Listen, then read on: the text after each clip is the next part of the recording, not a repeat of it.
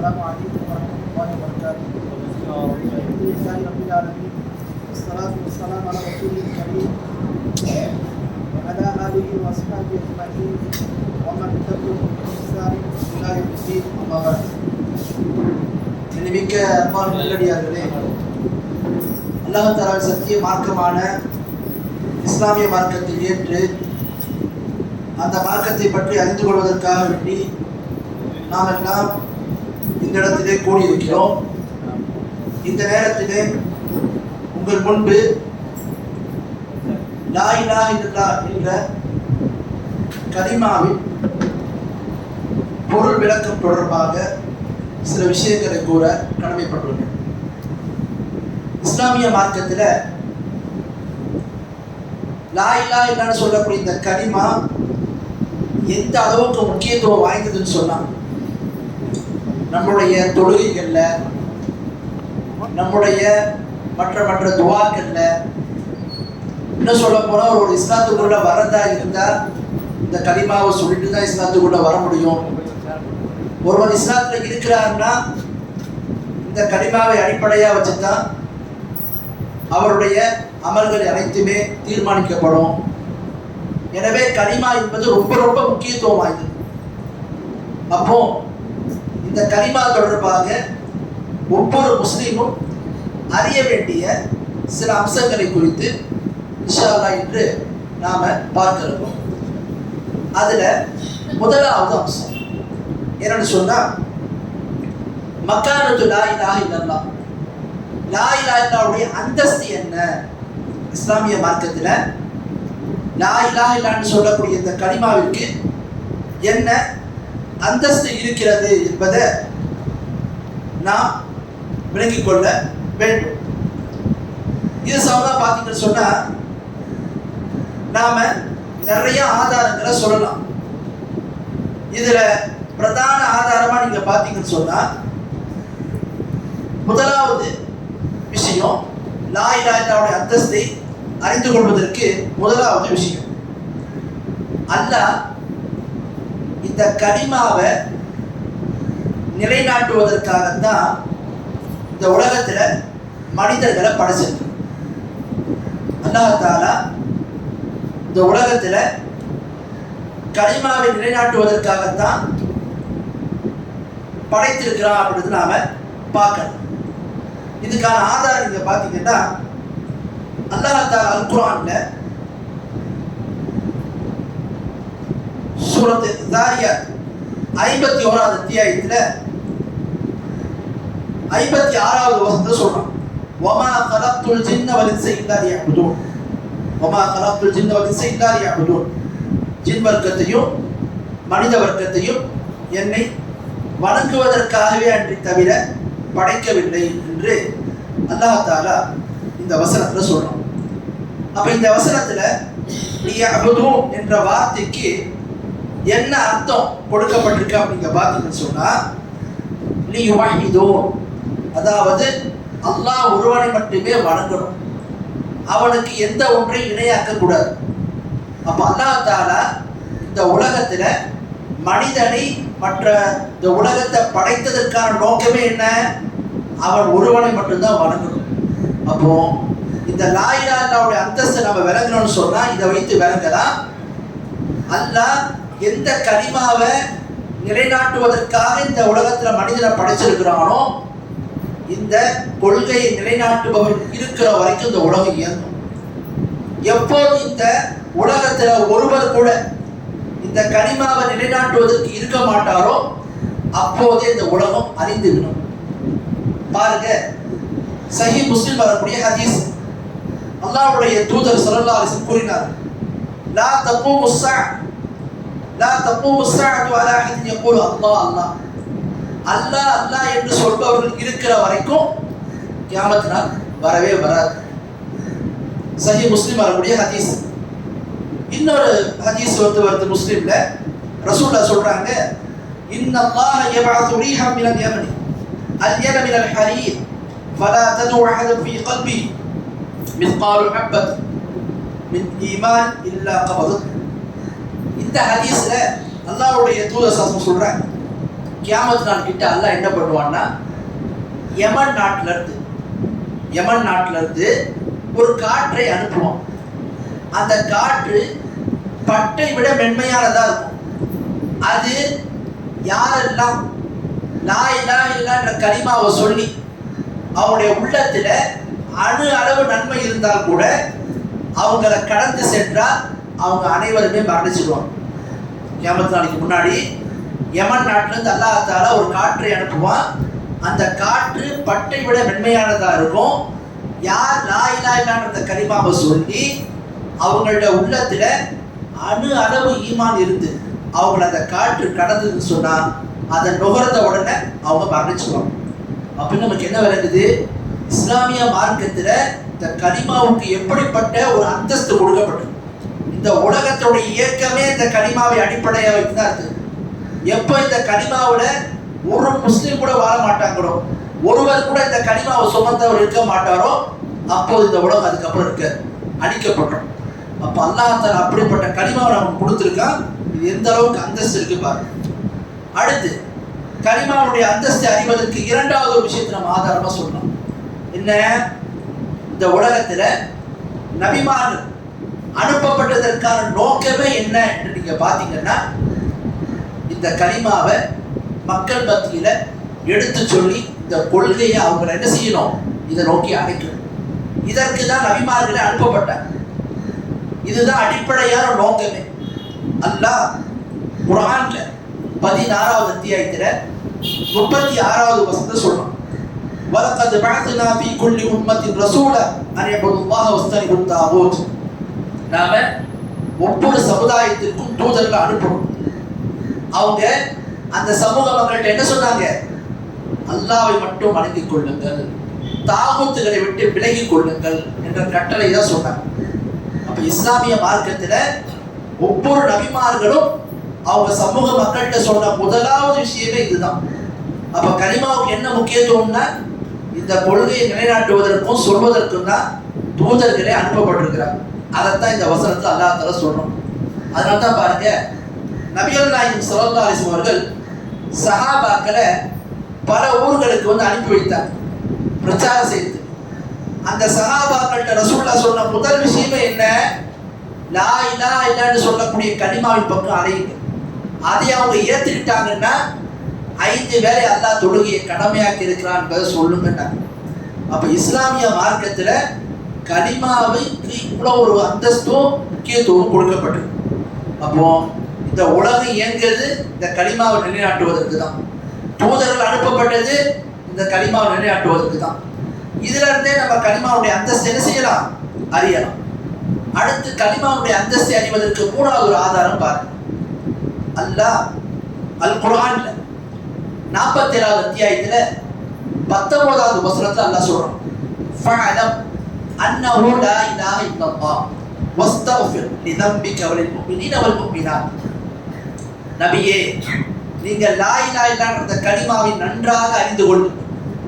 மேலும் உங்களுடைய பாவத்திற்காக வேண்டியும் மற்ற ஈமான் கொண்ட ஆண்கள் பெண்கள் ஆகியோருடைய பாவங்களுக்காக வேண்டியும் அல்லாஹ்ட்ட நீங்க தௌபா செய்யுங்க என்று அல்லாஹ் தஆலா சொல்றான். இஸ்திக்ஃபார் செய்யுங்கன்னு சொல்லிட்டு அல்லாஹ் தஆலா சொல்றான்.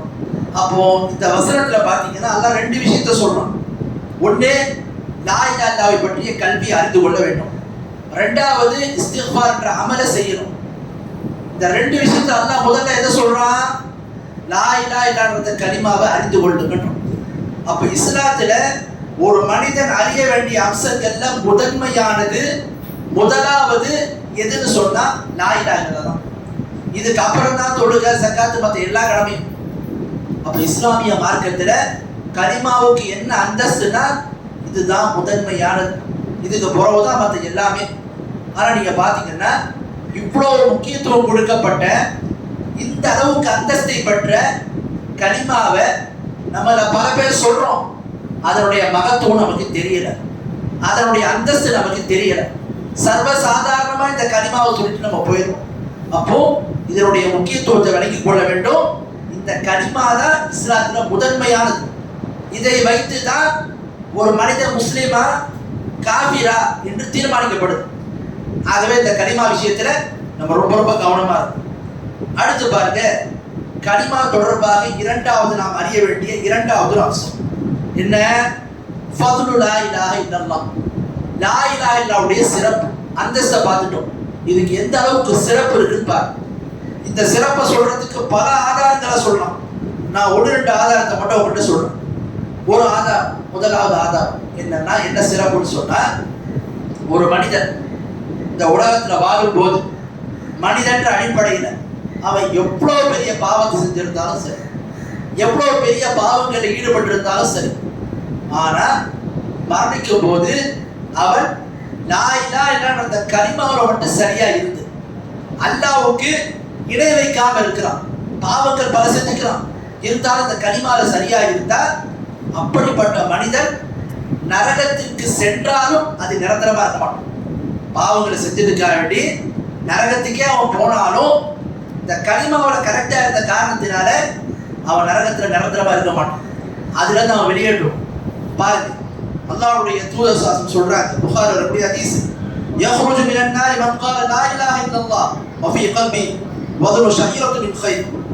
ரசூலுல்லாஹ் சொல்றாங்க, யார் ஒருவர் லா இலாஹ இல்லல்லாஹ் என்ற கலிமாவை சொல்லி ஒரு வால் கோதுமை அளவு அவருடைய உள்ளத்துல நன்மை இருந்ததுன்னு சொன்னா, அவர்கிட்ட நன்மை இருந்ததுன்னு சொன்னா, அவர் என்ன செய்ய விடுவாரு? நரகத்திலிருந்து வெளியேறிடுவாரு. அப்ப இந்த கலிமாவுடைய சிறப்பு என்ன? இந்த கலிமாவை சுமந்தவன் ஒரு மனிதன் நரகத்திற்கே சென்றாலும் அவன் செய்த பாவத்திற்காக வேண்டி அது நிரந்தரமா இருப்பான், கடைசியில் அதிலிருந்து வெளியேற்றப்படும். அப்ப இது எந்த அளவுக்கு முக்கியத்துவம் வாய்ந்தது. இன்னைக்கு இந்த உம்மத்தை நீங்க பாத்தீங்கன்னா, தொழுகையை பத்தி, மற்ற அமல்களை பத்தி, ஒழுக்கத்தை பத்தி, மற்ற அம்சங்களை பத்தி எல்லாம் கேட்ட நிறைய பேருக்கு தெரியுது. ஆனா கலிமாவை பற்றி விவரமே தெரியும். அப்ப கலிமாவுக்கு எவ்வளவு சிறப்பு இருக்குன்னா, இந்த கலிமாவை நம்ம எந்த அளவுக்கு முக்கியத்துவம் கொடுத்து அறியணும். இந்த கலிமாவை சுமந்தவன் நிரந்தரமா என்ன செய்ய மாட்டான், நரகத்துல இருக்க மாட்டான் அப்படின்றத இந்த ஹதீஸ்ல நம்ம என்ன செய்யலாம், பார்க்கலாம். இதை விளக்கத்துக்கு இன்னொரு ஹதீஸ் கூட பாருங்க. ஹதீஸுல் பித்தாக்கான்னு சொல்லுவாங்க. ஹதீஸுல் பித்தாக்கானா, பித்தாக்கானா காடுன்னு அர்த்தம், சீட்டுன்னு அர்த்தம் அரபியில். ஹதீஸுல் பித்தாக்கான்னு ஒரு ஹதீஸ் இருக்கு. அது என்ன ஹதீஸ்? லா இலாஹ இல்லல்லாஹ்வுடைய சிறப்பை பற்றி சொல்லக்கூடிய ஒரு ஹதீஸ். இப்னு மாஜாஹ்ன்ற நூல்ல வருது, சஹீஹான ஹதீஸ். அல்லாஹ்வுடைய தூதர் ஸல்லல்லாஹு அலைஹி வஸல்லம் கூறினார்கள், நாளை மறுமை நாளில் அல்லாஹ் என்ன செய்வான், ஒரு மனிதனை கொண்டு வருவான். அந்த மனிதன் எப்படிப்பட்டவனா இருப்பான்? பல பாவங்களை புரிஞ்சிருப்பான். அப்போ அவன் செய்த பாவங்கள் எல்லாம் பதிவிடப்பட்டு அவன் கண்ணுக்கு எட்டிய தூரம் வரைக்கும் பதிவேடுகள்ல எழுதப்பட்டிருக்கும். 99 பதிவேடுகள்ல எழுதப்பட்டிருக்கும். அப்போ அந்த மனிதன் அல்லாஹ் கேட்பான், இந்த பாவங்கள் எல்லாம் நீ செய்தாயா என்று கேட்பான்.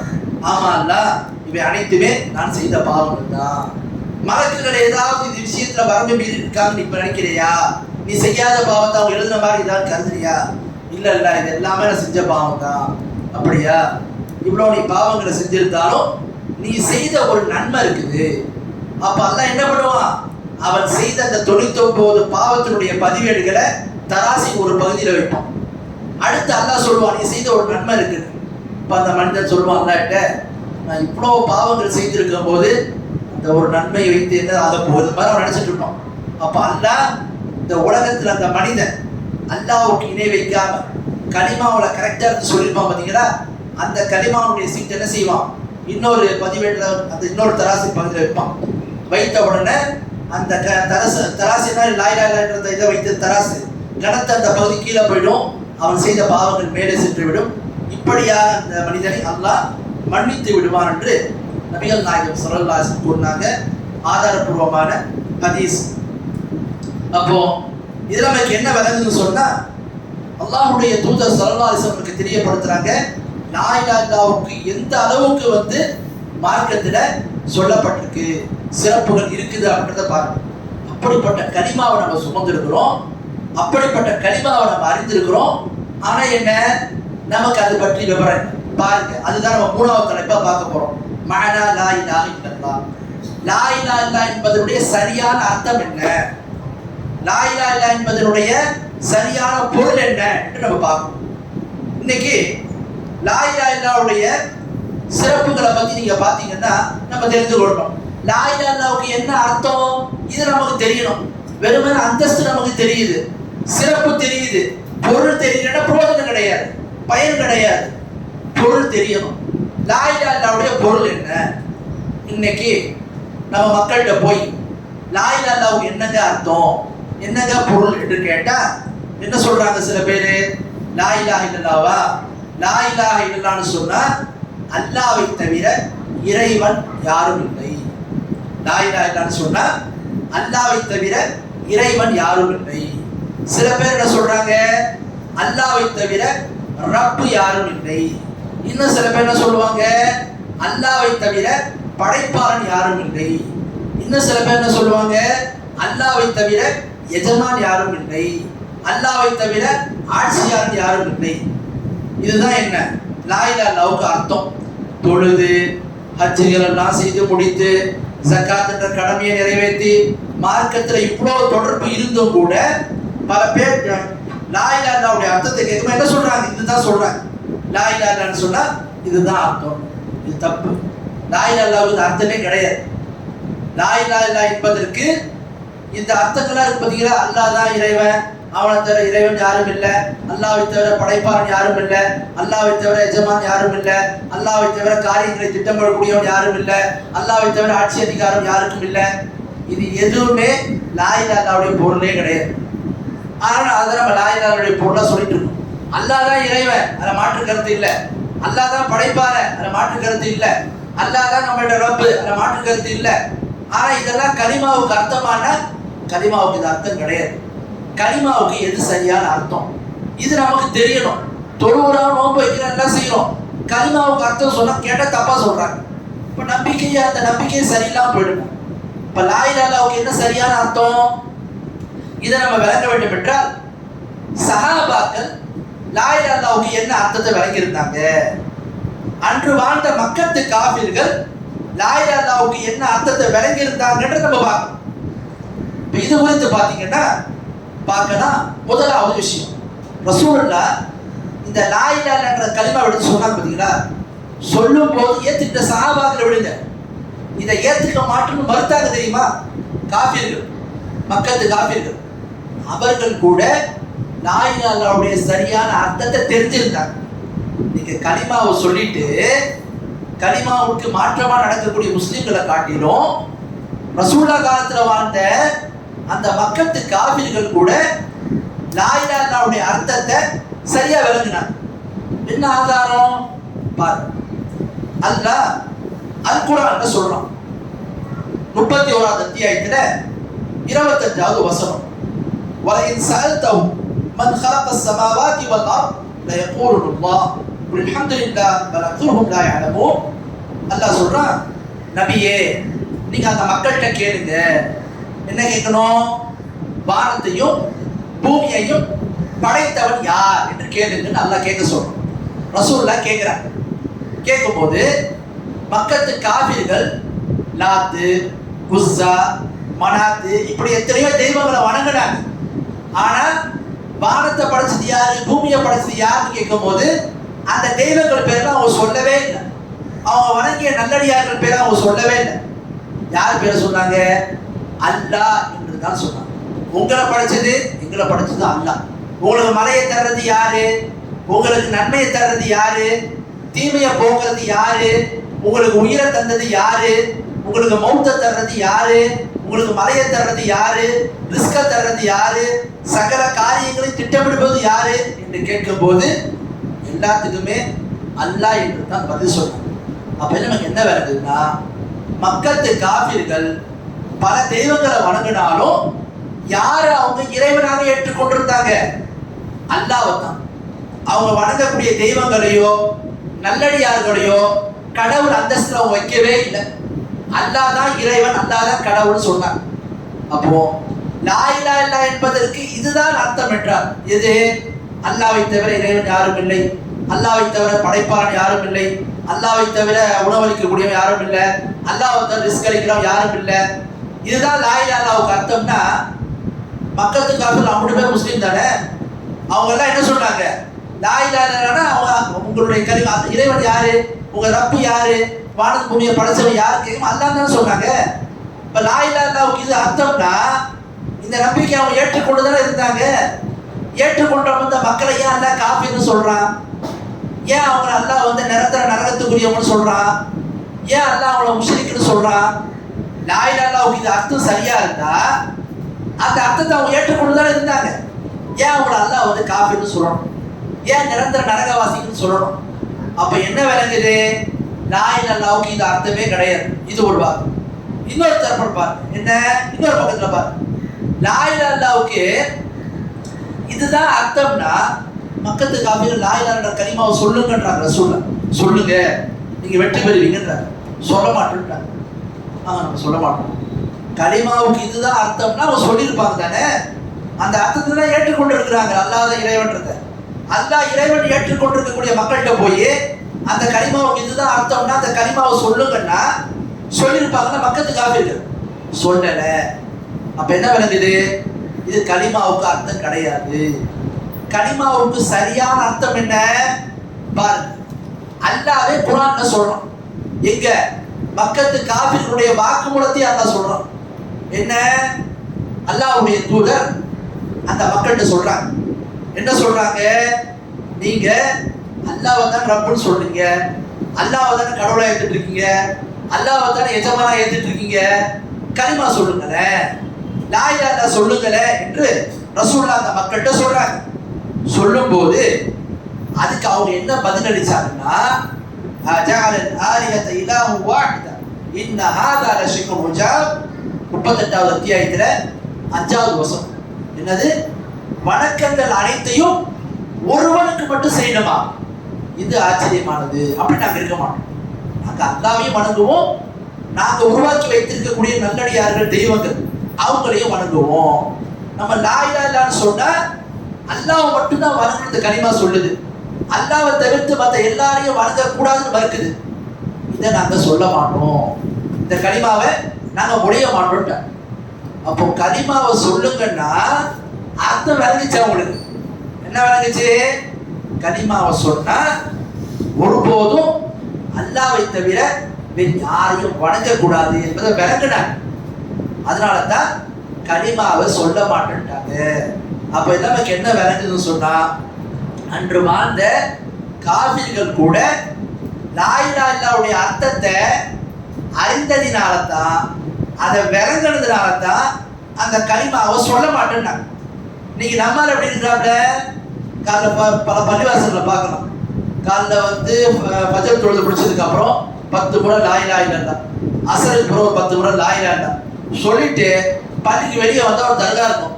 அங்க உட்காந்து அவுலியாக்களே மகான்களே உங்களிடத்தில் சிபாரிசை கேட்கிறோம், உதவி புரியுங்கள், எங்களுக்கு வந்து நன்மை தாருங்கள் அவங்க கிட்ட கேட்பாங்க. அப்ப லா இலாஹா இல்லல்லாஹ்வுடைய அர்த்தத்தை தெரியாம இருந்துட்டு மக்களுக்கு காஃபிருக்கு தெரிஞ்சிச்சு. லா இலாஹா இல்லல்லாஹ் சொன்னா அல்லாஹ்வை மட்டும் வணங்கணும், அவனுக்கு எதையுமே இணையாக்க கூடாது. அப்போ கலிமாவுடைய பொருள் இதுதான். அதனாலதான் சஹாபாக்கள் கலிமாவை சொன்னதுக்கு அப்புறம் எந்த ஒரு நல்லடியாரை வணங்கணும், எந்த ஒரு தெய்வத்தின் பேர்ல போய் நேர்ச்சி செய்யணும், எந்த ஒரு நல்லடியாருக்கு நாங்க வந்து அடுத்து பணியிடணும். என்ன காரணம்? கலிமா சொல்லிட்டா என்ன வணங்கணும்? அல்லாஹ்வை மட்டும்தான் வணங்கணும், அல்லாஹ்வை தவிர வேறு யாரையும் வணங்க கூடாது என்பதை விளக்கியிருந்தார். அதைத்தான் கலிமா நமக்கு சொல்லு. அப்ப கலிமாவுடைய சரியான பொருள் நமக்கு தெரியணும். என்ன பொருள்? கலிமாவுடைய என்ன பொருள் என்று பார்த்தீங்கன்னா, லா மஅபூத பிஹக்கின் இல்லல்லாஹ், உண்மையாகவே வணக்கத்திற்கு தகுதியானவன் அல்லாஹ்வை தவிர வேறு யாரும் இல்லை. லா இலாஹா இல்லல்லாஹ்வுடைய சரியான அர்த்தம் என்ன? உண்மையாகவே வணக்கத்திற்கு தகுதியானவன் அல்லாஹ்வை தவிர வேறு யாரும் இல்லை என்று அர்த்தம். இதுல சில பேர் என்ன பண்ணுவாங்க? வணக்கத்துக்குரியவர் அல்லாஹ்வை தவிர வேறு யாரும் இல்லைன்னு சொல்லுவாங்க. கலிமாவுக்கு அர்த்தம் அது கூட முழுமையான அர்த்தம் கிடையாது. ஏன்? வணங்கப்படக்கூடியவன் அல்லாஹ் மட்டுமே இருந்ததுன்னு சொன்னான். அல்லாஹ் மட்டும்தான் மக்கள் வணங்குறாங்க, அவனை தவிர யாரையும் வணங்காம இருக்கிறாங்கன்னா அந்த அர்த்தத்தை நம்ம சொல்லலாம். வணங்கப்படுறது வெறும் அல்லாஹ் மட்டும் வணங்கப்படணும். அல்லாஹ் வணங்கப்படுற மாதிரி அல்லாஹ் அல்லாதவங்க வணங்கப்படுறாங்க. அப்ப அல்லாஹ் வணங்குறது மட்டும்தான் உண்மையானது. அல்லாஹ்வை தவிர்த்து வணங்கப்படக்கூடிய அனைத்தும் போலியானது, பொய்யானது, அசத்தியமானது. இந்த வித்தியாசத்தை தெரியப்படுத்துறது தான் அல்லாஹ் நமக்கு தெரியப்படுத்துறான். குர்ஆன்ல 22வது அத்தியாயத்துல 62வது வசனம், ذلك بأن الله هو الحق وأن ما يدعون من دونه هو الباطل அன்னல்லாஹு அலியுல் கபீர். அல்லாஹ் சொல்றான், அல்லாஹ் வணங்குறது இருக்குதே, அல்லாஹ்வை அழைப்பது இருக்குதே, அதுதான் உண்மையானது, அதுதான் சத்தியமானது. அல்லாஹ்வை தவிர்த்து இவங்க யாரையெல்லாம் அழைக்கிறாங்களோ, யாரையெல்லாம் வணங்குறாங்களோ, அவை அனைத்தும் போலியானது, பொய்யானதுன்னு அல்லாஹ் சொல்றோம். அப்ப அல்லாஹ் வணங்குறது தான் உண்மை. அப்ப வணக்கத்துல உண்மையான வணக்கம் அல்லாஹ்வுக்கு செய்யற பாருங்க, அது மட்டும்தான். அதுதான் கலிமா சொல்லுது, லா மஅபூத பிஹக்கின் இல்லல்லாஹ். உண்மையாகவே வணங்குவதற்கு தகுதியானவன் அல்லாஹ்வை தவிர வேறு யாரும் இல்லை. இதுதான் லா இலாஹா இல்லல்லாஹ்வுடைய அர்த்தம். இந்த அர்த்தத்தை அல்லாஹ் குர்ஆன்ல வேறு சில வசனங்களோட சொல்றான். உதாரணத்துக்கு நீங்க பாத்தீங்கன்னா சூரத்து ஹூத் 11வது அத்தியாயத்துல 26வது வசனம், அல்லா தஅபுது இல்லல்லாஹ், லா இலாஹா இல்லல்லாஹ் சொல்ற மாதிரி அல்லா தஅபுது இல்லல்லாஹ், அல்லாஹ்வை தவிர நீங்க வேற யாரையும் வணங்காதீங்க என்று அல்லாஹ் தஆலா சொல்றான். அப்ப கலிமாவுடைய அர்த்தத்தை நம்ம விளங்கணும். கலிமாவுக்கு சரியான அர்த்தம் என்ன? உண்மையாகவே வணங்குவதற்கு தகுதியானவன் அல்லாஹ்வை தவிர வேறு யாரும் இல்லை என்பதுதான் லா இலாஹா இல்லல்லாஹ்வுடைய சரியான அர்த்தம் என்பது வழங்கலாம். ஆகவே இஸ்லாமிய மார்க்கத்தில் இதுதான் அர்த்தம். இந்த அர்த்தத்தை விட்டுட்டு அல்லாஹ்வை தவிர கடவுள் யாரும் இல்லை, அல்லாஹ்வை தவிர இறைவன் யாரும் இல்லை, அல்லாஹ்வை தவிர ரப்பி யாரும் இல்லை, அல்லாஹ்வை தவிர எஜமான் யாரும் இல்லை, அல்லாஹ்வை தவிர ரிஸ்க் அளிப்பவன் யாரும் இல்லை, இது எதுவுமே கலிமாவுடைய அர்த்தமே கிடையாது. அல்லாஹ் தான் ரிஸ்க் தர்றான், அல்லாஹ் தான் எஜமான், அல்லாஹ் தான் கடவுள், மாற்று கருத்து இல்லை. லா இலாஹா இல்லல்லாஹ்வுக்கு இது அர்த்தமானா இது அர்த்தம் கிடையாது. லா இலாஹா இல்லல்லாஹ்னா வணக்கத்துக்குரியவன், உண்மையான வணக்கத்துக்குரியவன் அல்லாஹ்வை தவிர வேறு யாரும் இல்லை என்பதுதான் லா இலாஹா இல்லல்லாஹ்வுடைய சரியான அர்த்தம் என்பதை நாம விளங்கிட்டோம். அடுத்து வாங்க, 4வது அம்சம். கலிமாவுல நம்ம அறியக்கூடிய விஷயங்கள்ல 4வது அம்சம் என்னன்னு சொன்னா அர்கானு லா இலாஹா இல்லல்லாஹ். கலிமாவை சொல்லக்கூடிய ஒவ்வொருத்தவங்களுக்கும் கலிமாவுடைய ருக்குன் தெரியணும். ருக்குன்னா அடிப்படை தெரியணும். அடிப்படைனா தூண்கள் அர்த்தம். ஒரு கட்டடத்தை எழுப்புறதுக்கு தூண்கள் தேவை. அது மாதிரி லா இலாஹா இல்லல்லாஹ்ன்ற இந்த கலிமாவை நாம சொல்றோம்னா மார்க்கும் இதற்கு 2 தூண்களை சொல்லுது. இந்த 2 தூண்கள் மீது தான் கலிமாவே நிறுவப்பட்டிருக்கு. அது என்ன 2 தூணு? முதலாவது தூண் லா இலாஹா, உண்மையான வணக்கத்துக்குரியவன் யாருமே இல்லை. லா இலாஹா, உண்மையான வணக்கத்துக்குரியவன் யாருமே இல்லை. முதல் தூண் என்ன? நம்ம மறுக்கிறோம். எதை மறுக்கிறோம்? எதெல்லாம் வணங்கப்படுதோ எல்லாத்தையும் மறுக்கணும். லா இலாஹா இல்லல்லாஹ் முதல் தூண் என்ன? மறுப்பது. எதை மறுக்கணும்? அல்லாஹ்வை தவிர்த்து வணங்கப்படக்கூடிய அனைத்தையும் மறுக்கணும். எதெல்லாம் வணங்கப்படுதோ எல்லாத்தையும் மறுக்கணும். கபரை வணங்குறது கூடுமா? கூடாது. மரத்தை வணங்குறது கூடுமா? கூடாது. சிலையை வணங்குறது கூடுமா? கூடாது. சிற்பத்தை வணங்குறது கூடுமா? கூடாது. நபியை வணங்குறது கூடுமா? கூடாது. மலக்க வணங்குறது கூடுமா? கூடாது. மகான்கள் நல்லடியார்களை வணங்குறது கூடுமா? கூடாது. அவங்க பேரை நேற்று செய்து கூடுமா? கூடாது. எதெல்லாம் இருக்குதோ எல்லாத்தையும் மறுக்க சொல்லு. லா இலாஹா என்று ஒருத்தர் சொல்றாருன்னா மறுக்கணும். எதை மறுக்கணும்? எதெல்லாம் வணங்கப்படுதோ எல்லாத்தையும் மறுக்கணும். இதுதான் முதல் நிலை. லா இலாஹா இல்லல்லாஹ்வுடைய முதல் தூணே என்ன? ஒருவர் கலிமாவை சொல்றாருன்னா முதல்ல மறுக்கணும். எதை மறுக்கணும்? வணங்கப்படக்கூடிய அனைத்தையும் மறுக்கணும். அடுத்து 2வது தூண் இல்லல்லாஹ், அல்லாஹ்வை தவிர அல்லாஹ்வுக்கு மட்டும் வணக்கத்தை உறுதிப்படுத்தணும். அப்போ லா இலாஹா இல்லல்லாஹ்ன்ற கலிமா 2 தூண். நஃபியு, 2வது அல்-இஸ்பாத், சுபூத் அல்-இஸ்பாத். 2வது என்ன? உறுதிப்படுத்தணும். முதல்ல மறுக்கணும், 2வது உறுதிப்படுத்தணும். எதை மறுக்கிறோம்? அல்லாஹ்வை தவிர்த்து வணங்கப்படக்கூடிய அனைத்தையும் மறுக்கிறோம். மறுத்த உடனே அல்லாஹ்வுக்கு மட்டும் வணக்கத்தை உறுதிப்படுத்தணும். இதுதான் லா இலாஹா இல்லல்லாஹ்வுடைய 2 தூண். இந்த 2 தூணை ஒருத்தவங்க விளங்கிட்டாங்கன்னு சொன்னா, இந்த 2 அடிப்படைகளை ஒருத்தவங்க சரியா புரிஞ்சுக்கிட்டாங்கன்னா ஒருபோது அவங்க கலிமாவுக்கு மாத்தமா நடக்க மாட்டாங்க. ஒருபோது அல்லாஹ்வுக்கு இணை வைக்க மாட்டாங்க. ஏன்? லா இலாஹா இல்லல்லாஹ்ன்ற கலிமா அதுதான் சொல்லுது. இந்த 2 தூணை பத்தி தான் பிரதானமா பேசுது. முதல்ல மறுக்கணும். எதெல்லாம் மறுக்கணும்? அல்லாஹ்வை தவிர்த்து வணங்கப்படக்கூடிய அனைத்தையும் மறுக்கணும். 2வது உறுதிப்படுத்தணும். எதை உறுதிப்படுத்தணும்? அல்லாஹ்வுக்கு மட்டும் வணக்கத்தை உறுதிப்படுத்தணும். அதனால தான் பார்த்தீங்கன்னா சஹாபாக்கள் இந்த கலிமாவை சொல்லும் போது இந்த அடிப்படையை புரிந்திருந்து சொன்னாங்க. அதனால தான் அவங்க உறுதியா இருந்தாங்க. நம்மால் கலிமாவை சொல்லிட்டு என்ன பண்றாங்க, ஒரு பக்கம் கலிமாவை சொல்லிக்கிட்டு இன்னொரு பக்கம் அதுக்கு மாத்தமா நடக்கிறாங்க. ஏன்? அடிப்படை புரியும். அல்லாஹ் குர்ஆன்ல இந்த ரெண்டு அடிப்படையை சேர்த்து பாருங்கன்னு சொல்றாங்க. உதாரணத்துக்கு பார்த்தீங்கன்னா 4வது அத்தியாயத்துல 36வது வசனம். அந்த வசனத்துல அல்லாஹ் தஆலா சொல்றான், வஅபுதுல்லாஹ் வலா துஷ்ரிகு பிஹி ஷைஆ. அல்லாஹ்வை மட்டும் நீங்க வணங்குங்க, அல்லாஹ்வுக்கு எந்த ஒன்றையும் இணையாக்காதீங்க. அல்லாஹ்வை மட்டும் வணங்குங்க, அல்லாஹ்வுக்கு எந்த ஒன்றையும் இணையாக்காதீங்க. இதுல அல்லாஹ்வை மட்டும் வணங்குங்கன்னு சொல்றது என்ன? உறுதிப்படுத்துறது. எந்த ஒன்றையும் இணையாக்காதீங்கன்னு சொல்றது மறுப்பது. அப்ப அல்லாஹ் இந்த ரெண்டு அடிப்படையை சேர்த்து தான் சொல்லணும். லா இலாஹா இல்லல்லாஹ்வுடைய பொருள் அமைப்புல அல்லாஹ் சொல்லும் போது அந்த ரெண்டு அமைப்புல சேர்த்து தான் அல்லாஹ் என்ன செய்யலாம், இந்த கலிமாவை சொல்லணும். அந்த கலிமாவுடைய பொருள் அல்லாஹ் சொல்லணும். மறுக்கிறத மறுக்கணும், உறுதிப்படுத்தணும். இன்னொரு வசனம் கூட பாருங்க, அல்லாஹ் குர்ஆன்ல 2வது அத்தியாயத்துல 256வது வசனத்துல சொல்றான், ஃபமன் யக்ஃபுர் பித்தாகுத் வ யு'மின் பில்லாஹ் ஃபகத் இஸ்தம்ஸக பில் உர்வத்தில் உஸ்பா லா இன்ஃபிஸாம லஹா வல்லாஹு ஸமீஉன் அலீம். அல்லாஹ் தஆலா இந்த வசனத்துல சொல்றான், என்ன? யார் ஒருவர் தாகூத்துகளை நிராகரித்து தாகூத்துகளை மறுத்து அல்லாஹ் மீது மட்டுமே ஈமான் கொண்டு வருவார். யார் ஒருவர் தாகூத்துகளை நிராகரித்து அல்லாஹ் மீது மட்டுமே ஈமான் கொண்டு வருவாரோ அவர் அறுபடாத பலமான கயிறை பற்றி பிடித்தவர் ஆவார். எப்ப பலமான கயிறை பற்றி பிடித்தவர் ஆவார்? ரெண்டு காரியத்தை பண்ணணும். ஒண்ணு என்ன? தாகூத்தை மறுக்கணும். ரெண்டாவது அல்லாஹ் மீது மட்டும் ஈமான் கொண்டு வரணும். அப்படி ஒருத்தர் வந்தார்னா அறுபடாத பலமான கயிறை பற்றி பிடித்தவர் ஆவார். அப்துல்லா பின் அப்பாஸ் என்ற சஹாபி சொல்றாங்க, ரலியல்லாஹு அன்ஹு, என்ன சொல்றாங்க? இங்க அறுபடாத கயிறு என்பது எதை குறிக்குது? லா இலாஹா இல்லல்லாஹ் அந்த கலிமாவை குறிக்குது. இப்ப இந்த கலிமாவை சொல்றவரு எப்படி இந்த கலிமாவை சொல்லணும்? இந்த கலிமாவை சொல்லும் போது மறுக்கணும். எதை மறுக்கணும்? அல்லாஹ்வை தவிர்த்து வணங்கப்படக்கூடிய அனைத்தையும் மறுக்கணும். ரெண்டாவது உறுதிப்படுத்தணும். எதை உறுதிப்படுத்தணும்? அல்லாஹ்வுக்கு மட்டும் வணக்கத்தை உறுதிப்படுத்தணும். இதைத்தான் மார்க்கம் நம்மகிட்ட சொல்லுது. அப்ப கலிமாவை சொல்றதா இருந்தா இந்த ரெண்டு அடிப்படை ரொம்ப ரொம்ப முக்கியம்.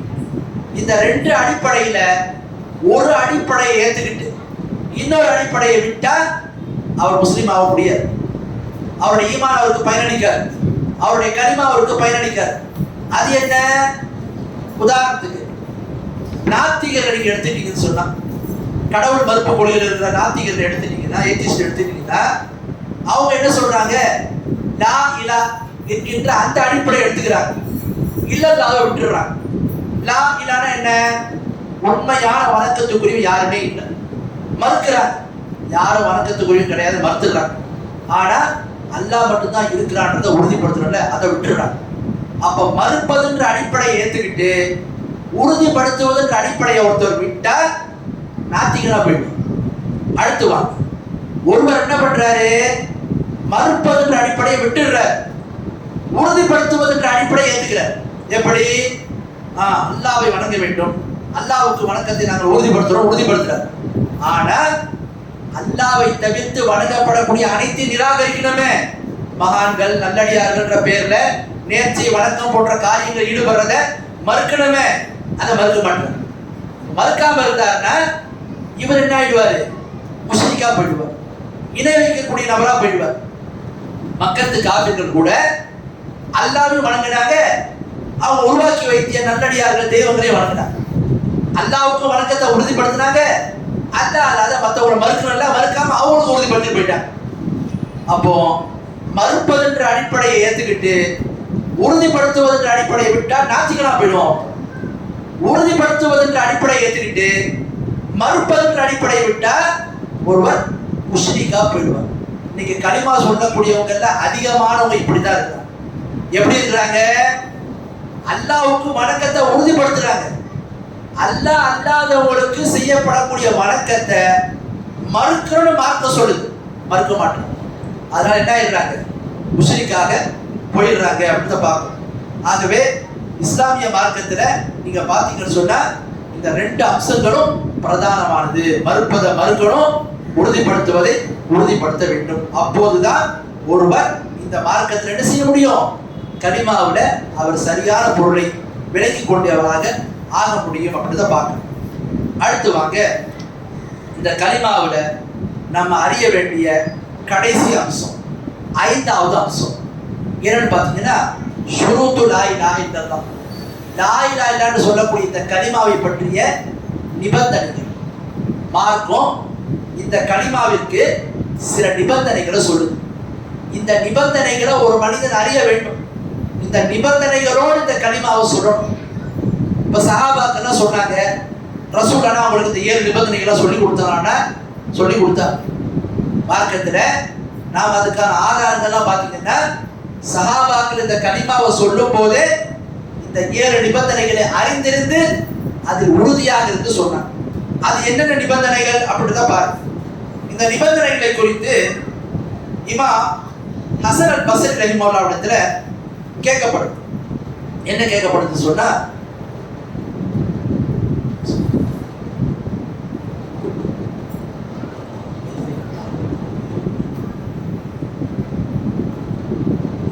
அல்லாஹ்வுடைய தூதர் இமாம் ஹசன் அல் பஸ்ரி ரஹிமஹுல்லாஹ்விடத்துல கேட்கப்படுது. என்ன கேட்கப்படுதுன்னா, யார் ஒருவர் வந்து லா இலாஹ இல்லல்லாஹ்னு சொல்லக்கூடிய இந்த கலிமாவை சொல்வாரோ அவர் என்ன ஆயிடுவாரு, இந்த கலிமாவை சொன்னார்னு சொன்னா அவர் வந்து சொர்க்கத்திற்கு சென்று விடுவாரா என்று கேட்கப்படும். அப்போது இமாம் ஹசன் பஸ்ரி ரஹிமஹுல்லாஹ் சொல்றாங்க, ஆமா, ஒருவர் லா இலாஹ இல்லல்லாஹ்னு சொல்லக்கூடிய கலிமாவை சொன்னார்னு சொன்னா சொர்க்கத்திற்கு சென்று விடுவார்.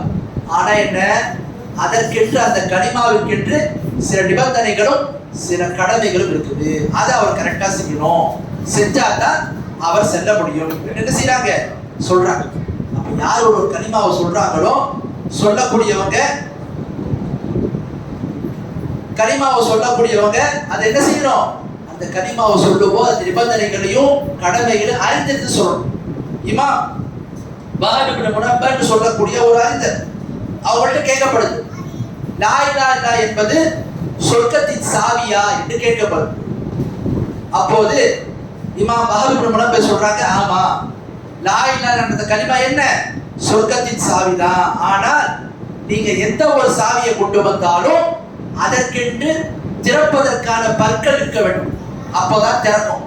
அது மாதிரிதான் லா இலாஹ இல்லல்லாஹ் கலிமாவிற்கும் சில கடமைகள் இருக்குது, சில நிபந்தனைகள் இருக்குது. அது சரியா இருந்தா தான் அது சொர்க்கத்தின் சாவியாக மாறும் என்ன செய்யறாங்க, தெரியப்படுத்துறாங்க. ஆகவே பாருங்க, கலிமாவிற்கு மார்க்கம் சொல்லக்கூடிய 7 நிபந்தனைகளை நாம பார்ப்போம். முதலாவது நிபந்தனை அல் இல்ம். யார் ஒருவர் இந்த கலிமாவை சொல்றாரோ அவர் இந்த கலிமாவை பற்றி அறிந்திருக்க வேண்டும். முதலாவது நிபந்தனை, யார் ஒரு கலிமா சொல்றாரோ அவர் இந்த கலிமாவுடைய இதை என்ன செஞ்சிருக்கணும், அறிந்திருக்க வேண்டும். அல் இல்ம், இது முதலாவது நிபந்தனை. யார் ஒரு கலிமா சொல்றாரோ அவர் இந்த கலிமாவை அறிந்திருந்து சொல்ல வேண்டும். ஏன், இதுக்கான ஆதாரம் பாருங்க. அல்லாஹ் குர்ஆன்ல 47வது அத்தியாயத்துல 19வது வசனத்தை சொல்றான், ஃபஅலம் அன்னஹு லா இலாஹ இல்லல்லாஹ். நபியே, நீங்கள் லா இலாஹ இல்லல்லாஹ் சொல்லக்கூடிய இந்த கலிமாவை நன்றாக அறிந்து கொள்ளுங்கள் என்று அல்லாஹ் சொல்றான். நபியே, இந்த லா இலாஹ இல்லல்லாஹ் சொல்லக்கூடிய இந்த கலிமாவை சொல்லும் போது நீங்கள் நன்றாக அறிந்து கொள்ளுங்கள் என்று அல்லாஹ் சொல்றான். அப்ப கலிமாவை சொல்லும் போது எப்படி சொல்லணும், கலிமாவை சொல்லுங்க அல்லாஹ் சொல்லல, கலிமாவை நீங்க மொழியுங்கன்னு சொல்லல, நன்றாக அறிந்து கொள்ளுங்கள் அல்லாஹ் சொல்லணும். அப்ப யார் ஒருவர் கலிமாவை சொல்றாரோ அவர் இந்த கலிமாவை நன்றாக அறிந்து கொள்ள வேண்டும். இதுக்கு இன்னொரு ஆதாரம் கூட பாருங்க. அல்லாஹ்வுடைய தூதர் ஸல்லல்லாஹு அலைஹி வஸல்லம் கூறினார், மன் மாத வஹுவ يعلم انه لا اله الا الله دخل الجنه. யார் ஒருவர் லா இலாஹ இல்லல்லாஹ் சொல்லக்கூடிய கலிமா மரணிக்கும் போது லா இலாஹ இல்லல்லாஹ் சொல்லக்கூடிய கலிமாவை அறிந்தவராக இருந்து மரணிப்பாரோ அவர் சொர்க்கத்திற்கு செல்வார். யார் ஒருவர் லா இலாஹ சொல்லக்கூடிய இந்த கலிமாவை சொல்லும் போது அறிந்தவராக இருந்து மரணிப்பாரோ அவர் சொர்க்கத்துக்கு செல்வார். அப்ப என்ன விளங்குது? ஒருவர் கலிமாவை சொல்லும் போது கலிமாவை பத்தியே தெரியாம இருந்து மரணிச்சாருன்னா அவரோட சொர்க்கத்துக்கு போக முடியும். ரசூலுல்லாஹ் என்ன சொன்னாங்க?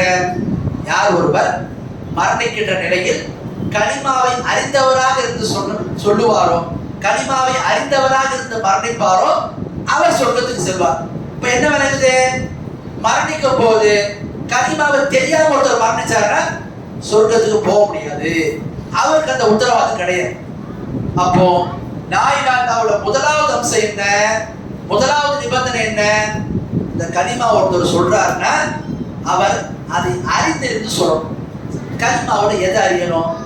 கலிமாவுடைய அந்தஸ்து அறியணும், கலிமாவுடைய சிறப்பு அறியணும், கலிமாவுடைய பொருள் அறியணும், கலிமாவுடைய அடிப்படை தூண்களை அறியணும். ஒருவர் கலிமா சொல்றாருன்னா இதெல்லாம் தெரிஞ்சிருக்கணும். கலிமாவுக்கு மார்க் என்ன அந்தஸ்து கொடுத்துருக்குன்னு தெரிஞ்சிருக்கணும். கலிமாவுடைய பொருள் என்ன தெரியணும். கலிமாவுக்கு எத்தனை தூண்கள் இருக்கு, எந்த அடிப்படை மீது கலிமா எழுப்பப்பட்டிருக்கு, நிறுவப்பட்டிருக்கு தெரியும். இதெல்லாம் தெரிஞ்சு சொன்னாதான் கலிமா சொன்னவருக்கு அவர் சொர்க்கத்துக்கு போவாரு. கலிமா சொன்னவர் மறுமையில வெற்றி பெறுவார்னா அவருக்கு தான் அது பொருந்தும். ஏன்னா ரசூலுல்லாஹ் வெறுமனே கலிமா சொல்லிட்டாலே ஒருத்தர் சொர்க்கத்துக்கு போயிடுவாங்க மட்டும் சொல்லலை. என்ன சொல்றாங்க? அறிந்திருந்து சொல்லணும், அதை விளங்கி இருந்து சொல்லணும், வேறு சில ஹதீஸ்களை சொல்றாங்க. அப்ப அதை வைத்து பார்க்கும்போது கலிமாவுக்கான முதல் நிபந்தனை கலிமாவை சொல்பவர் அதை அறிந்திருந்து சொல்ல வேண்டும். இது முதலாவது நிபந்தனை. அடுத்து பாருங்க, கலிமாவை சொல்றதுக்கான இரண்டாவது நிபந்தனை என்ன நிபந்தனை? கலிமாவை சொல்பவர் யகீன், அதை உள்ளத்துல உறுதிப்படுத்தி சொல்லணும். கலிமாவை சொல்றவரு உள்ளத்துல அதை உறுதிப்படுத்தி சொல்ல வேண்டும். இதுக்கு என்ன ஆதாரம் என்று பாத்தீங்கன்னா, குர்ஆன்ல 49வது அத்தியாயத்துல 15வது வசனத்துல அல்லாஹ் தஆலா சொல்றான், இன்னமல் முஃமினூன அல்லதீன ஆமனூ பில்லாஹி வ ரசூலிஹி ஸும்ம லம் யர்தாபு. உண்மையான ஈமான் கொண்டவங்க யாருன்னா, உண்மையான விசுவாசிகள் யாருன்னா, அல்லாஹ்வின் மீதும் அவருடைய தூதர் மீதும் அவங்க ஈமான் கொண்டு வந்தாங்கன்னா அவங்க சந்தேகமே பட மாட்டாங்க. அல்லாஹ் மீதும் தூதர் மீதும் ஈமான் கொண்டு வந்தாங்கன்னா சந்தேகமே பட மாட்டாங்க. அப்ப ஈமான் கொண்டவங்க எப்படி இருக்கணும்? ஈமான் கொள்ளக்கூடிய விஷயங்கள்ல சந்தேகமே வரக்கூடாது. அதுல பிரதானமானது என்ன? லா இலாஹா இல்லல்லாஹ். லா இலாஹா இல்லல்லாஹ் சொல்றோம். உண்மையிலே இந்த கலிமா அல்லாஹ் நமக்கு ஏற்படுத்தி கொடுத்துருக்கிறானா? இந்த கலிமாவை சொன்னவர் உண்மையே சொர்க்கத்துக்கு போதான் செய்வாரா? இந்த கலிமாவில் இல்லாதவங்க எல்லாமே நரகத்துக்கு போயிடுவாங்களா? அப்படிலாம் இல்லையே. இந்த மாதிரி ஒரு சந்தேகம் வருது. ஒருவேளை இந்த கலிமா உண்மைதானா, இதெல்லாம் அல்லாஹ் ஏற்படுத்தி தான் வச்சிருக்கிறானா, என்னவோ தெரியல என்று சந்தேகப்படுறாருன்னா இவர் சொர்க்கத்துக்கு போக முடியும், இவர் முஸ்லீம் ஆக முடியாது. இப்ப யார் ஒருவர் கலிமா சொல்றாரோ, கலிமா சொல்லக்கூடியவர் உள்ளத்துல உண்மைப்படுத்தணும். உண்மைப்படுத்துறதுக்கு, உள்ளத்துல உறுதிப்படுத்துறதுக்கு மாற்றமானது என்ன? சந்தேகப்படும். கடுகளவு கூட சந்தேகம் இருக்கக்கூடாது.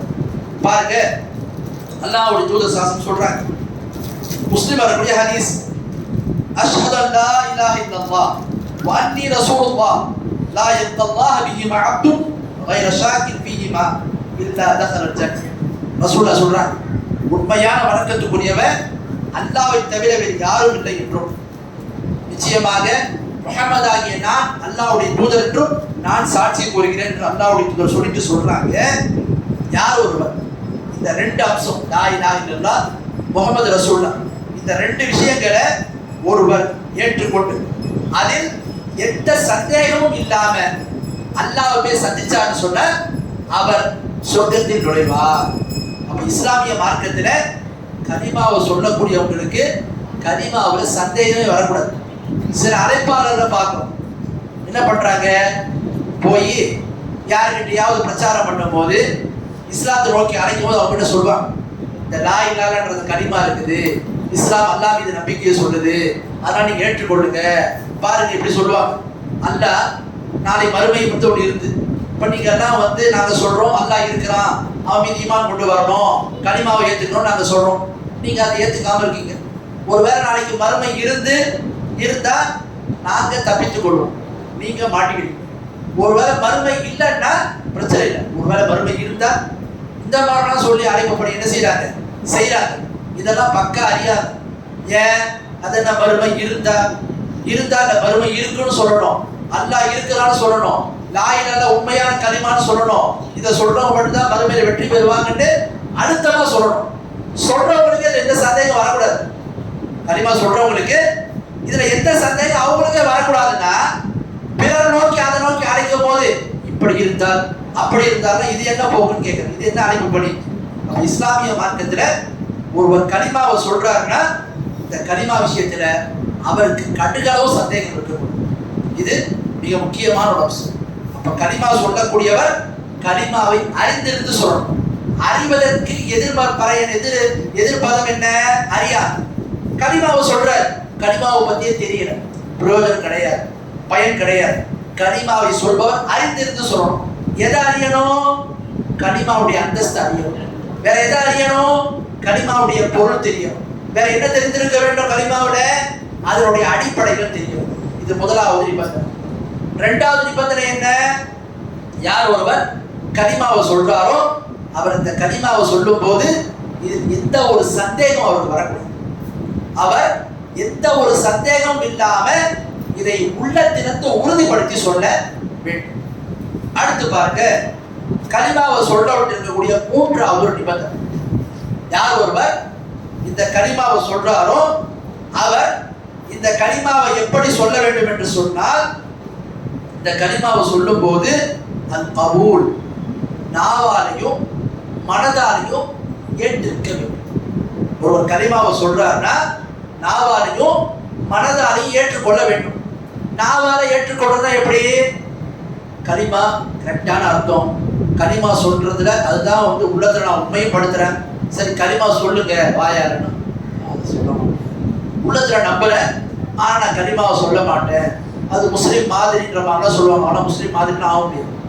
கலிமாவை சொன்னாதான், நாவல பொழிந்தாதான், ஊமையா இருந்தா அவனுக்கு விதி விலகு பேச முடியும்னா, கலிமா ஒருத்தர் பொருளை தெரிஞ்சுக்கிட்டேன், நான் அதை உண்மை உள்ளத்துல உறுதிப்படுத்திக்கிறேன். அப்புறம் மூணாவது என்ன? அவர் நாவால சொல்லணும், மனசாலையும் ஏத்துக்கணும். அதை ஏத்துக்க மாட்டேன் சொல்ல மாட்டேன்னா முஸ்லீமா இருக்க முடியாது. பாருங்க, அல்லாஹ் குர்ஆன்ல 37வது அத்தியாயத்துல 35வது வசனத்திலையும் 36வது வசனம் சொல்றான். இன்னஹும் கானு இதா கீல லஹும் லா இலாஹ இல்லல்லாஹ் யஸ்தக்பிரூன் வ யகூலு இன்ன லதாரிகு ஆலிஹத்தினா லிஷாயிரின் மஜ்னூன். அவங்கள்ட்ட லா இலாஹ சொல்லுங்கள் என்று கூறப்பட்டால் அவங்க என்ன செய்தாங்க? தற்பெருமை கொண்டவங்களா? என்னது, ஒரு பைத்தியக்கார கவிஞருக்காக வேண்டி நாங்க இங்க தெய்வங்கள்லாம் விட்டுணுமா? மக்கத்து காப்பிருக்கிற சில பேரு அல்லாஹ்வுடைய தூதருடைய அழைப்பை உண்மை என்று அறிந்திருந்தார். லா இலாஹ பற்றி அவங்களுக்கு தெரிஞ்சிருந்தது. மேலே என்ன, அது உண்மைன்றத உள்ளத்துல ஏற்றுக்கொண்டு இருந்தாங்க. கலிமா சொல்லுங்கன்னு சொல்ல மாட்டேன்ட்டாங்க.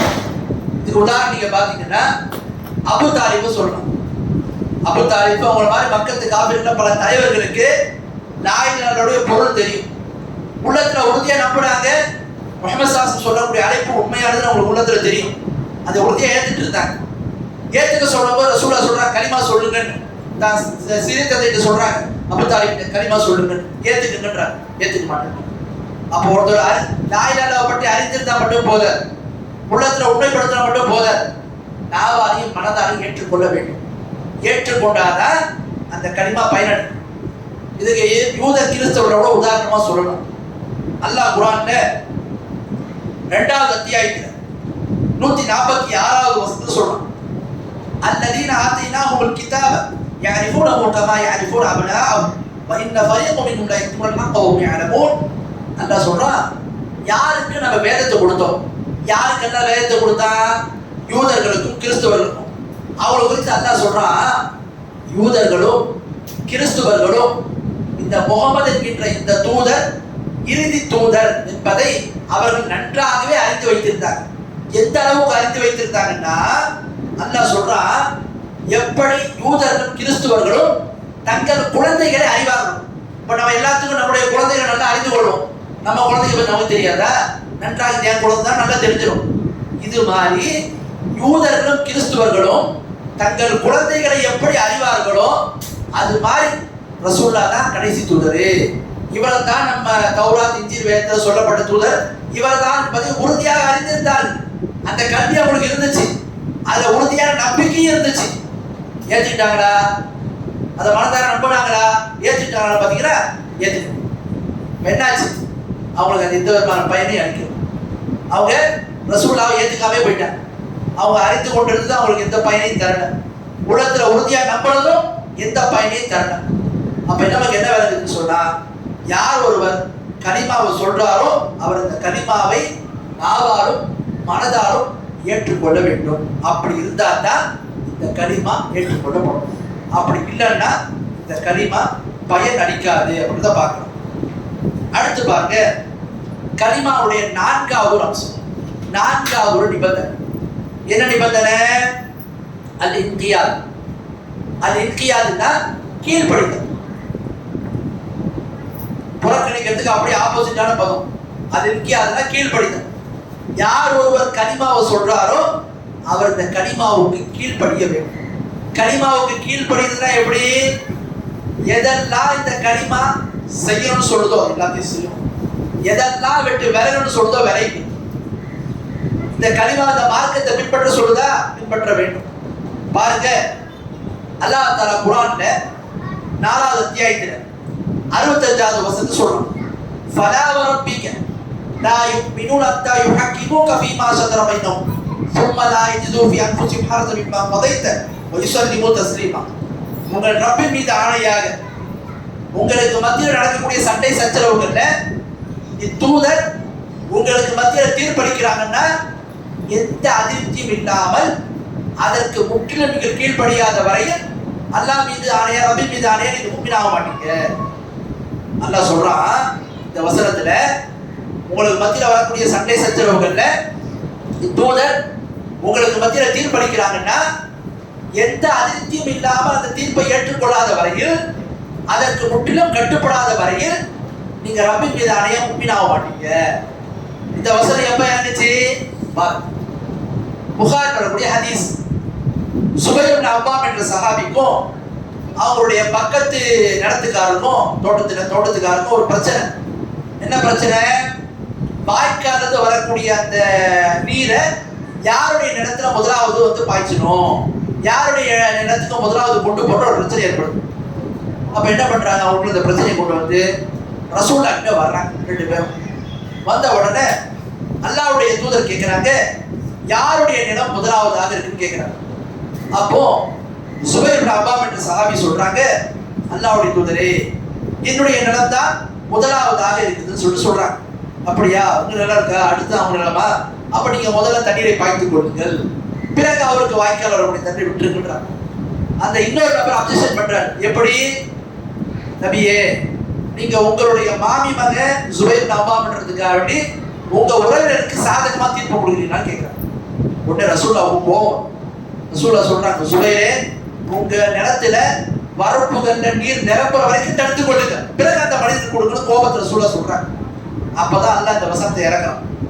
உங்கள் ரப்பின் மீது ஆணையா, தூதர் உங்களுக்கு மத்தியில தீர்ப்பளிக்கிறாங்கன்னா அந்த தீர்ப்பை குறித்து எந்த அதிருப்தியும் இல்லாமல் கேட்டு முற்றிலும் கட்டுப்படாத வரையில் ரப்பின் மீது ஆணையா நீங்க முஃமினா ஆகவே முடியாது. அப்ப என்ன விளங்குது? இஸ்லாமிய மார்க்கத்துல கலிமா ஒருத்தர் சொல்றாருன்னா அதுக்கான நிபந்தனை என்ன? கட்டுப்பட வேண்டும். அதுக்கு முற்றிலுமா ஒரு மனிதன் கட்டுப்படணும். கலிமாவை சொல்லிட்டு அல்லாஹ்வுக்கு இணை வைப்பாரு, கலிமாவை சொல்லிட்டு தொழுவே மாட்டாரு, கலிமாவை சொல்லிட்டு ஜக்காத்தை மறுப்பாரு, கலிமாவை சொல்லிட்டு இஸ்லாம்னா என்னன்னே தெரியாம வாழ்வாரு.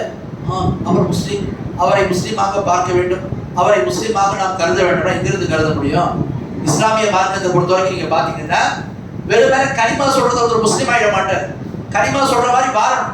ரசூலுல்லாஹ் காலத்துல தான் முனாஃபிக்குகள் கலிமா சொன்னாங்க.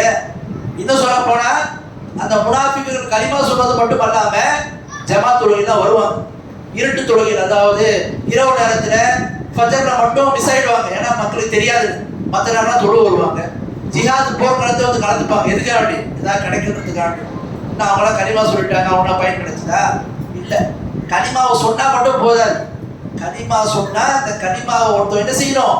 அதுக்கு கட்டுப்பட்டு நடக்கணும், புறக்கணிக்க கூடாது. இன்னைக்கு நிறைய பேருடைய வாழ்க்கை என்ன? கலிமாவை சொல்லிட்டு அவங்களுக்கும் இஸ்லாத்துக்கும் சம்மந்தமே இல்லாம வாழ்றாங்க. இது என்ன கலிமா? இப்படிப்பட்ட கலிமாலாம் பயனளிக்காது. கலிமாவை சொன்னா இந்த கலிமாவுக்கு கட்டுப்படணும். கலிமா சொன்னா கலிமா சொல்றது அடிப்படை ஒருத்தருடைய வாழ்க்கை இருக்கணும். கலிமான வெறும் நாவல சொல்றது மட்டுமல்ல, கலிமா சொன்னா நாவல சொல்லி உள்ளத்துல உண்மைப்படுத்தி உடல் உறுப்புகளை செயல்படுத்தணும். அதுதான் ஈமான். நான் கலிமா சொல்றேன்னா நான் நாவால சொல்லணும், உள்ளத்துல அதை உண்மைப்படுத்தணும், உடல் உறுப்புகளா அல்லாஹ் மட்டும் வணங்கக்கூடியவனா இருக்கணும், அல்லாஹ்வுக்கு இணை வைக்காதவனா இருக்கணும். இப்படி இருந்தா தான் நான் கலிமாவை சொல்லணும் ஆக முடியும். ஆகவே கலிமாவுக்கான நிபந்தனை அதை சொல்லக்கூடியவர் அதுக்கு என்ன செய்யணும்? கீழ்ப்படிய வேண்டும். அடுத்து பாருங்க, கலிமாவிற்கான 5வது நிபந்தனை. என்ன நிபந்தனை? அஸ்ஸித்க். அஸ்ஸித்க்னா உண்மைப்படுத்த வேண்டும். ஒருவர் கலிமாவை சொல்றாருன்னா அதை உண்மைப்படுத்தணும், பொய்ப்பிக்க கூடாது. கலிமாவை சொல்றத உண்மைப்படுத்தினாதான் அந்த கலிமா பயனளிக்கும். அவர் கலிமா சொல்லிக்கிட்டு உள்ளத்துல பொய்ப்பிக்கிறார்னா, அதுல அவருக்கு நம்பிக்கை இல்லைன்னா அந்த கலிமா பயனளிக்கிறது. பாருங்க, அல்லாஹ் குர்ஆன்ல 63வது அத்தியாயத்துல முதல் வசனத்துல சொல்றோம், இதா ஜாஅல் முனாஃபிகூன் قالوا نشهد إنك لرسول الله والله يعلم إنك لرسوله والله يشهد إن المنافقين لكاذبون. அல்லாஹ் சொல்றான், முஹம்மதே உங்களிடத்துல மக்கள் அந்த முனாஃபிக்குகள் வந்து அவங்க என்ன சொல்றாங்க தெரியுமா? சொல்றாங்க, நாங்கள் முஹம்மதே ஸல்லல்லாஹு அலைஹி வஸல்லம் உங்களை நாங்கள் அல்லாஹ்வுடைய தூதராக ஏற்றுக்கொண்டோம், சாட்சி அளிக்கிறோம் என்று வந்திருந்த முனாஃபிக்குகள் சொன்னாங்க. உங்களை தூதரா நாங்க ஏற்றுக்கிறோம்னு சொன்னாங்க. அல்லாஹ் சொல்றான், முஹம்மதே நீங்கள் அல்லாஹ்வுடைய தூதராக இருக்கிறீர்கள் என்பது அல்லாஹ்வுக்கு என்ன செய்யும்? தெரியும். அல்லாஹ் என்ன சாட்சி சொல்றான்னா, உங்கள்கிட்ட வந்து தூதராக ஏற்றுக்கொண்டோம் சொல்றாங்களே இந்த மக்கள் இவர்கள் பொய்யர்கள் அல்லாஹ் சொல்றான். எப்போ நடக்குது? முனாஃபிக்குகள் சில பேர் வர்றாங்க, வந்து அல்லாஹ்வுடைய தூதரை சந்திக்கிறாங்க. சந்திச்சு சொல்றாங்க, முஹம்மதே நாங்க உங்களை வந்து அல்லாஹ்வுடைய தூதர்னு ஏத்துக்கிறோம், நீங்க அல்லாஹ்வுடைய ரசூல் தான், நாங்க ஈமான் கொள்றோம்னு சொன்னாங்க. அல்லாஹ் அவனுடைய ஈமானை ஏத்துக்கல. ஏன் ஏத்துக்கல? முனாஃபிக்குகளா இருந்தாங்க. முனாஃபிக்குனா யாரு? ரெட்டை வேடம் போடுறோம். எப்படி? கொள்கையில குறிப்பா அல்லாஹ்வை நம்புகிறோம் வெளிப்படையா சொல்லுவாங்க, உள்ளத்துல அல்லாஹ் மறுப்பாங்க. தூதரை நாங்கள் நம்புறோம் வெளிப்படையா சொல்லுவாங்க, உள்ளத்துல தூதரை மறுப்பாங்க. இவங்க தான் ரசூலுல்லாஹ் காலத்துல வந்த முனாஃபிக்குகள். நிஃபாக் என்பது 2 வகையா இருக்கு. நிஃபாக்கே இஅ்திகாதி, அதாவது நம்பிக்கை சார்ந்த விஷயங்கள்ல ரெட்டை வேடம் போடுறது, நம்பிக்கை சார்ந்த விஷயங்கள்ல நிஃபாக் தான வர்றது. எப்படி? நான் அல்லாஹ்வை நம்புகிறேன் என்று சத்தமா சொல்றது, உள்ளத்துல அல்லாஹ் இருக்கிறான்னு மறுக்கிறது. நான் தூதரை நம்புறேன் என்று சத்தமா சொல்றது, உள்ளத்துல தூதரை மறுக்கிறது. இது கொள்கை ரீதியான நயவஞ்சகத்தம். அடுத்து நிஃபாக்கே அமலி, செயல் சார்ந்த நிஃபாக். செயல் சார்ந்த நிஃபாக்னா என்ன? ரசூலுல்லாஹ் சொன்னாங்கல்ல, பேசினா பொய் பேசுவான், சண்டையிட்டா வாதம் புரிந்தா தர்க்கம் செய்தா ஏசுவான். ரசூலுல்லாஹ் சொன்னாங்க பாத்தீங்களா, வாக்குறுதி கொடுத்தா மீறுவான். இதெல்லாம் செயல் சார்ந்த நயவஞ்சகத்தம். இது ஒரு முஸ்லிமோட வரலாம். ஒரு முஸ்லிம்கிட்ட கூட செயல் சார்ந்த நயவஞ்சகத்துல இருக்கும், ஆனா நம்பிக்கை சார்ந்த நயவஞ்சகத்துல ஒரு முஸ்லிம்கிட்ட ஒருபோது இருக்கக்கூடாது. அப்போ ரசூலுல்லாஹ் காலத்துல வந்து உங்களை நாங்க தூதரா ஏற்றுக்கொண்டோம் என்று சொன்னாங்களே, அவங்க எல்லாம் யாருன்னு பாத்தீங்கன்னு சொன்னா, அவங்க எல்லாம் யாரு? நம்பிக்கை சார்ந்த நயவஞ்சகத்தில் இருந்தோம். தூதராக நான் உங்களை ஏற்றுக்கொள்கிறோம் என்று சொல்லிவிட்டு மறுத்தோம். அவங்கள பத்தி தான் அல்லாஹ் சொல்றான், உங்களை இவங்க தூதரா ஏத்துக்கணும்னு சொல்றாங்களே, இவங்களுடைய நம்பிக்கை அல்லாஹ் ஏத்துக்கல. ஏன்? இவங்க பொய் சொல்றாங்க. உங்களை தூதரா ஏத்துக்கணும் நாவல தான் இருக்கே தவிர உள்ளத்துல உண்மைப்படுத்தல. அப்ப என்ன விளங்குது? ஒருவர் கலிமாவை சொல்றார். எதுக்கு கலிமாவை சொல்றாரு? வெளிப்படையா சொல்றாரு. உள்ளத்துல கலிமா மீது உண்மைப்படுத்தல, உள்ளத்துல உண்மையா அவர் சொல்லல, பொய்யா சொல்றாருன்னா அவருடைய நம்பிக்கை பயனளிக்காது என்பதை பார்க்கணும். அதைத்தான் அல்லாஹ் இந்த வசனத்துல தெரியப்படுத்துறான். அல்லாஹ்வுடைய தூதர் கூட சொல்றாங்க, என்ன சொன்னாங்க? மா மின் அஹதின் யஷ்ஹது அன் லா இலாஹ இல்லல்லாஹ் வ அன்ன முஹம்மதன் ரசூலுல்லாஹ் சித்கன் மின் கல்பிஹி இல்லா ஹர்ரமஹு அல்லாஹு அலன் நார். சொல்றாங்க அல்லாஹ்வுடைய தூதர், யார் ஒருவர் லா இலாஹ இல்லல்லாஹ் முஹம்மது ரசூலுல்லாஹ் என்று சாட்சி சொல்வாரோ, சொல்லிவிட்டு தன்னுடைய உள்ளத்துல அதை உண்மைப்படுத்தினாரு சொன்னார், உள்ளத்துல பொய்ப்பிக்காம உண்மைப்படுத்தினாரு சொன்னா, அவர் மீது அல்லாஹ் நரகத்தை ஹராமாக்கிடுவான். யார் ஒரு லா இலாஹ இல்லல்லாஹ் கலிமாவை சொல்லி முஹம்மது ரசூலுல்லாஹ் கலிமாவை சொல்லி அதை உள்ளத்துல இருந்து உண்மைப்படுத்தினாரு சொன்னா, பொய்ப்பிக்காம இருந்தாருன்னு சொன்னா அவர் மீது அல்லாஹ் நரகத்தை ஹராமாக்குவான் என்று ரசூலுல்லாஹ் சொல்றாங்க. கலிமாவை சொல்லக்கூடியவங்க உள்ளத்துல உண்மைப்படுத்தி சொல்லணும், அதை பொய்ப்பிக்க கூடாது. இது 5வது நிபந்தனை. அடுத்து 6வது நிபந்தனை என்ன? அல் இஹ்லாஸ். யார் ஒருவர் கலிமாவை சொல்றாரோ அவர் இந்த கலிமாவை இஹ்லாஸோட சொல்லணும், தூய எண்ணத்தோட சொல்லணும். இஹ்லாஸ்னா என்ன? இஹ்லாஸ் என்று சொன்னால் தஸ்மியத்துல் அமலி பிசாலிஹி நிய்யத் அன் ஜமீஇ ஷவாயிபி ஷிர்க். ஷிர்க்குடைய எல்லா வகையும் விட்டு விலகி அமல்களை அல்லாஹ்வுக்கு பரிசுத்தமாக்குவதற்கு பேர் தான் இஹ்லாஸ். இப்போ இஹ்லாஸ்னா என்ன? பெரிய ஷிர்க்கும் வரக்கூடாது, சின்ன ஷிர்க்கும் வரக்கூடாது. உதாரணத்துக்கு ஒருத்தர் 5 வேளை தொழுல ரமலான் நோட்லாம் வைக்கிறார். இன்னொரு பக்கம் என்ன? அல்லாஹ்வுக்கு இணை வைக்கிறார். எப்படி? அவுலியாக்கள் மகான்கள் பேர்ல நேர்ச்சி செய்யறார், அவங்களுக்காக அறுத்து பண்ணிடுறார். ஏதாவது ஒரு கஷ்டம் ஏற்பட்டா அவங்க ஊர்ல உள்ள ஒரு அவுலியா பேரை சொல்லி அவுலியாவே எங்களுக்கு உதவி செய்து கத்துறாரு, பிரார்த்தனை பண்றாரு. இவருடைய இஹ்லாஸ் இல்லை. ஏன்? எப்ப ஒரு அமல்ல அல்லாஹ்வுக்கு செஞ்சிருந்தாலும் பெரிய இணை வைப்பு வந்துடுமோ டோட்டலா எல்லா அமலும் வேஸ்ட். அவருடைய இஹ்லாஸ் நடக்கும்.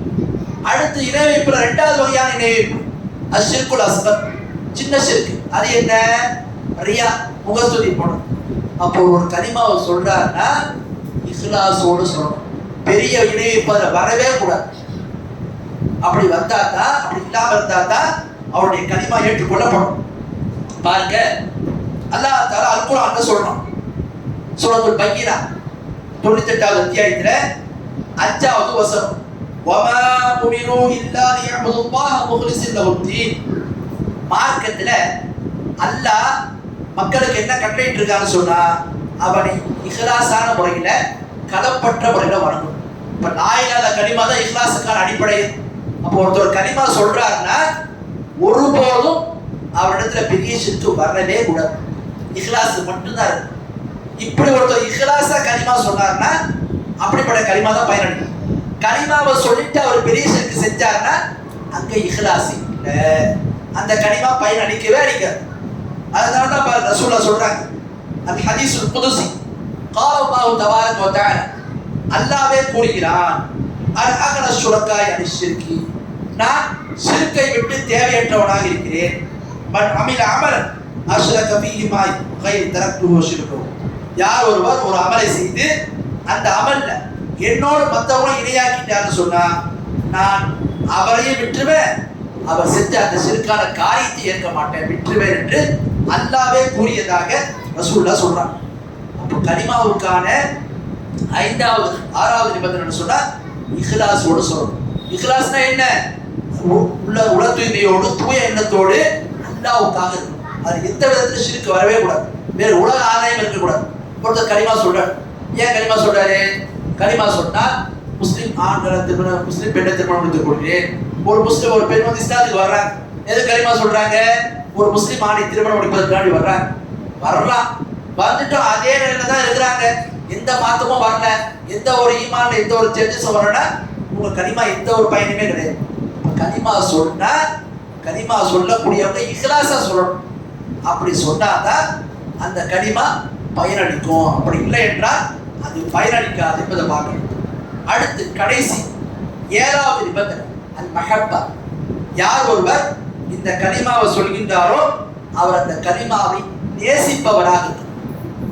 கலிமாவை சொல்றவரு கலிமாவை நேசிக்கணும். கலிமாவை நேசிக்கிறதுனா என்ன?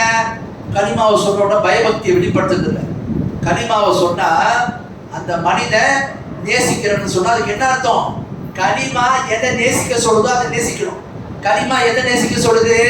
அல்லாஹ்வை நேசிக்க சொல்லுது, அல்லாஹ்வுடைய தூதரை நேசிக்க சொல்லுது, ஈமான் கொண்டவன் நேசிக்க சொல்லுது, வேதத்தை நேசிக்க சொல்லுது, குர்ஆனை நேசிக்க சொல்லுது. இது எல்லாத்தையும் நேசிக்கணும். அடுத்து கலிமாவை நேசிக்கிறதுனா என்ன? கலிமா எதை நேசிக்க கூடாது, வெறுக்கணும்னு சொல்லுதோ அதை வெறுக்கணும். எதை வெறுக்கணும்? குஃப்ரை வெறுக்கணும். அதே மாதிரி நிஃபாக்கை வெறுக்கணும், ஷிர்க்கை வெறுக்கணும், குஃப்ரை சுமந்தவங்களை வெறுக்கணும். இதுதான் கலிமாவை சொல்லக்கூடியவங்க இருக்கக்கூடிய 7வது நிபந்தனை அல் மஹப்பா. கலிமாவை நேசிக்கிறது அந்த 2 அம்சம் இருக்கணும். கலிமா எதை நேசிக்க சொல்லுதோ அதை நேசிக்கிறவரா இருக்கணும். கலிமா எதை வெறுக்க சொல்லுதோ அதை வெறுப்பவராக இருக்கணும். கலிமாவை நான் நேசிப்பேன், ஆனால் கலிமா எதை வெறுக்க சொல்லுதோ அந்த குஃபரை நான் வெறுக்க மாட்டேன், அந்த ஷிர்கை நான் வெறுக்க மாட்டேன், அந்த நிஃபாக்கை நான் வெறுக்க மாட்டேன்னா அப்படிப்பட்ட கலிமாலாம் பயனளிக்கும். கலிமா சொல்றாருன்னா கலிமாவை நேசிக்கணும். கலிமா யாரை நேசிக்க சொல்லுதோ அவங்க நேசிக்கணும். கலிமாவை நேசிக்கிறாருன்னா கலிமா எந்த தவறான கொள்கை, எந்த பாத்திலான கொள்கை, எந்த அசத்தியமான கொள்கையை வெறுக்கணும்னு சொல்லுதோ அதை வெறுக்கணும். யாரை வெறுக்கணும்னு சொல்லுதோ அவங்கள வெறுக்கணும். இதுக்கு ஆதாரம் பாரு.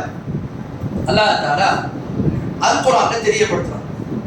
47வது அத்தியாயத்துல 9வது வசனத்துல ذلك بأنهم كرهوا ما أنزل الله فأحبط أعمالهم. அல்லாஹ் தஆலா இந்த வசனத்துல சொல்றான், அல்லாஹ் இறக்கியதை அவர்கள் வெறுத்தார். அல்லாஹ் இறக்கியதை வெறுத்தார். அல்லாஹ் இறக்கியதை வெறுக்கிறதுனா என்ன? அல்லாஹ்வுடைய வஹியை வெறுக்கிறது. அல்லாஹ்வுடைய வஹியிலேயே பிரதானமானது என்ன? லா இலாஹ இல்லல்லாஹ் அந்த கலிமா, ஈமான், நம்பிக்கை.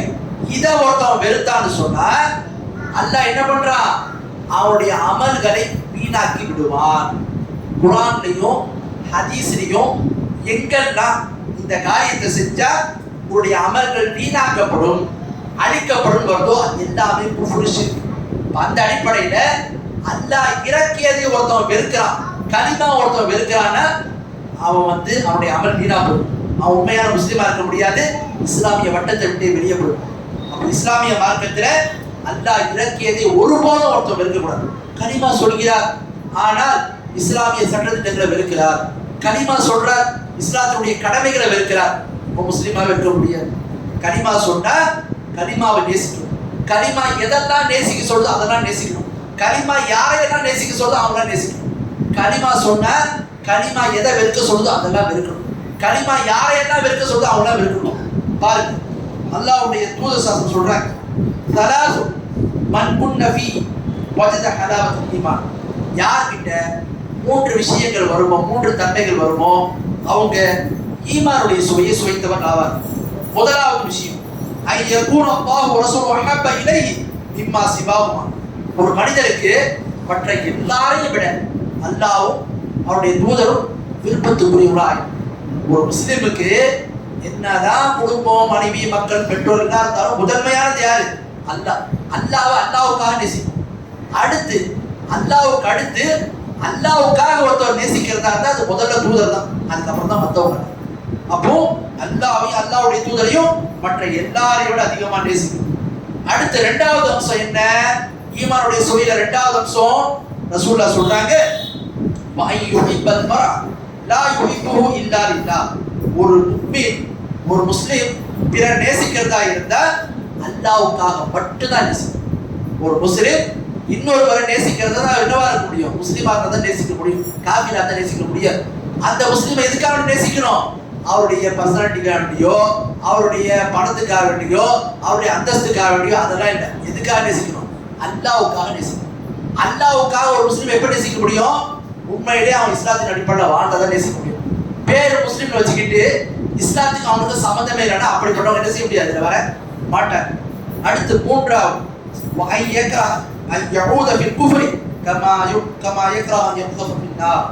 எப்படி ஒரு மனிதன் தன்னை நெருப்பு குண்டத்தை தூக்கி எறிய, அந்த நெருப்பில் தூக்கி எறிவதை வெறுப்பானோ அது மாதிரி ஈமான் கொண்டதுக்கு அப்புறம் குஃபரை நோக்கி திரும்புவதை வெறுக்கணும் சொல்றாங்க. இந்த அம்சம் இருந்தா தான் ஈமானுடைய சுவையை சுவைத்தவர் ஆவார். இதுல என்ன விஷயம் நமக்கு பிரதானமானது? ஒரு மனிதன் மற்ற எல்லாத்தையும் விட அல்லாஹ்வையும் அல்லாஹ்வுடைய தூதரை அதிகமாக நேசிக்கணும். அல்லாஹ்வை நேசிக்கிறதுல பிரதானமானது என்ன? இந்த கலிமா தான். அப்ப அவனை வணங்கும் போது இந்த நேசத்தோட அவனை வணங்கணும். இந்த கலிமா சொல்லும் போது அந்த நேசம் மனசுல இருக்கணும். அப்படி இருந்தா தான் அந்த கலிமா பயனளிக்கும். ஆக நிமிக்கானே கலிமாவுடைய 7 நிபந்தனைகளை பார்த்தோம். கடைசி விஷயமா முதலாவது, யார் ஒருவர் இந்த கலிமா சொல்றாரோ அந்த கலிமாவை அறிந்தவராக, அதை பற்றி தெரிந்தவராக சொல்ல வேண்டும். கலிமால எதெல்லாம் நமக்கு தெரியணும்? கலிமாவுடைய பொருள் தெரியணும், கலிமாவுடைய அந்தஸ்து தெரியணும், கலிமாவுடைய அடிப்படை தெரியணும், அந்த தூண்கள் தெரியணும். இதெல்லாம் தெரிஞ்சிருந்தா கலிமாவை சொல்லணும். அடுத்து 2வது, யார் ஒரு இந்த கலிமாவை சொல்றாரோ அவர் இந்த கலிமாவை உள்ளத்திலிருந்து உறுதிப்படுத்தி சொல்லணும். எந்த ஒரு டவுட்டோ சந்தேகமோ அவருக்கு வரவே கூடாது. அடுத்து 3வது, யார் இந்த கலிமாவை சொல்றாரோ அவர் இந்த கலிமாவை நாவாலும் மனதாலும் ஏற்றுக்கொள்ள வேண்டும். அடுத்து 4வது நிபந்தனை அது இன்கியார். யார் ஒரு கலிமாவை சொல்றாரோ அவர் இந்த கலிமாவுக்கு கீழ்ப்படிய வேண்டும், கட்டுப்பட வேண்டும், புறக்கணிக்க கூடாது. அடுத்து 5வது நிபந்தனை யார் ஒரு இந்த கலிமாவை சொல்லுவாரோ அஸ்ஸித்க், இதை உள்ளத்திலிருந்து உண்மைப்படுத்தி சொல்லணும். அடுத்து 6வது நிபந்தனை யார் ஒரு இந்த கலிமாவை சொல்லுவாரோ அதை இஹ்லாஸோடு சொல்ல வேண்டும். வேற எந்த உலக ஆதாயமோ ஷிர்கோ போன்ற காரியங்கள் வரவே கூடாது. அடுத்து 7வது கடைசி நிபந்தனை யார் ஒரு இந்த கலிமாவை சொல்லுவாரோ கலிமாவை சொல்லக்கூடியவர் மஹப்பா, அந்த கலிமாவை நேசிக்கக்கூடியவரா, அந்த கலிமாவை நேசிக்கக்கூடியவரா என்ன செய்யணும், சொல்ல வேண்டும். அப்போதுதான் அந்த கலிமா பயனளிக்கும். நிமிக்கானவர்களே, இஸ்லாமிய மார்க்கத்துல கலிமாவை பற்றி அறிய வேண்டிய முக்கியமான அம்சத்தை நாம இந்த நிகழ்ச்சியில பார்த்தோம். ஆக நான் அதை மிக சுருக்கமா சொல்லிடுறேன். முதலாவது, கலிமாவுடைய அந்தஸ்து நம்ம விளங்கிட்டோம். இஸ்லாமிய மார்க்கத்தினுடைய கலிமாவுடைய அந்தஸ்து என்ன? கலிமாவுக்கு அப்புறம் தான் மற்ற எல்லாமே. கலிமா தான் முதன்மையானது, அதுக்கு அப்புறம் தான் மற்றதெல்லாம். இதை முதல்ல பார்த்தோம். அடுத்து 2வது கலிமாவுடைய சிறப்புகளை பார்த்தோம். இந்த சிறப்புக்கு ஒரே ஒரு விஷயம் சொன்னா போதும். என்ன? ஒருவர் என்ன பாவங்களை செய்திருந்தாலும் அவர் நரகத்திற்கே சென்றாலும் கலிமாவை சொல்லி அதுல இணை வைக்காம இருந்தார்னா நரகத்திற்கே சென்றால் நிரந்தரமா இருக்க மாட்டார், அதிலிருந்து அவர் வெளியேறுவாரு. எனவே கலிமாவை சுமந்தவர் ஒன்று நரகத்துக்கு போக மாட்டார், அப்படியே போனாலும் அது நிரந்தரமா இருக்க மாட்டார் பார்க்கிறேன். இதுவே இந்த சிறப்புக்கு போதுமானது. அடுத்து 3வது கலிமாவுடைய அர்த்தத்தை நம்ம பார்த்தோம். கலிமாவுடைய சரியான அர்த்தம் என்ன? இறைவன் அல்லாஹ்வை தவிர யாரும் இல்லை, எஜமான் அல்லாஹ்வை தவிர யாரும் இல்லை, ரப்பு அல்லாஹ்வை தவிர யாரும் இல்லை. இதெல்லாம் கலிமாவுக்கு அர்த்தமே கிடையாது. உண்மையான கலிமாவுக்கு அர்த்தம் உண்மையான வணக்கத்துக்கு தகுதியான அல்லாஹ்வை தவிர வேறு யாரும் இல்லை. லா மஅபூத பிஹக்கின் இல்லல்லாஹ்ன்றத பார்த்தோம். அடுத்து கலிமாவு தொடர்பான விஷயத்துல 4வது அம்சத்தை பார்த்தோம். என்ன? கலிமாவுடைய தூண்கள், அடிப்படைகள். கலிமாவுக்கு 2 தூண் இருக்குன்னு பார்த்தோம். ஒன்று மறுப்பது லா இலா, 2வது உறுதிப்படுத்துவது இல்லல்லாஹ். யார் ஒரு கலிமாவை சொல்றாரோ மறுக்கிறத மறுக்கணும், உறுதிப்படுத்துறதை உறுதிப்படுத்தணும். எதை மறுக்கணும்? அல்லாஹ்வை தவிர்த்து வணங்கப்படக்கூடிய அனைத்தையும் மறுக்கணும். எதை உறுதிப்படுத்தணும்? அல்லாஹ்வுக்கு மட்டும் வணக்கத்தை உறுதிப்படுத்தணும் பார்த்தோம். அடுத்து கடைசி அம்சமாக லா இலாஹ இல்லல்லாஹ்வுடைய 7 நிபந்தனைகளை பார்த்தோம். யார் ஒரு கலிமா சொல்றாரோ 7 நிபந்தனைகளை அறிந்திருந்து சொல்லணும். முதலாவது, கலிமாவை சொல்லக்கூடியவர் அல் இல்ம், கலிமாவை பற்றி அறிய வேண்டும். 2வது நிபந்தனை அல் யகீன், உள்ளத்திலிருந்து அதை உறுதிப்படுத்தி சொல்ல வேண்டும். 3வது அல் கபூல், நாவாலும் மனதாலும் ஏற்றுக்கொள்ள வேண்டும். 4வது அல் இன்கியார், கீழ்ப்படிய வேண்டும். 5வது அஸ்ஸித்க், கலிமாவை உண்மைப்படுத்த வேண்டும்.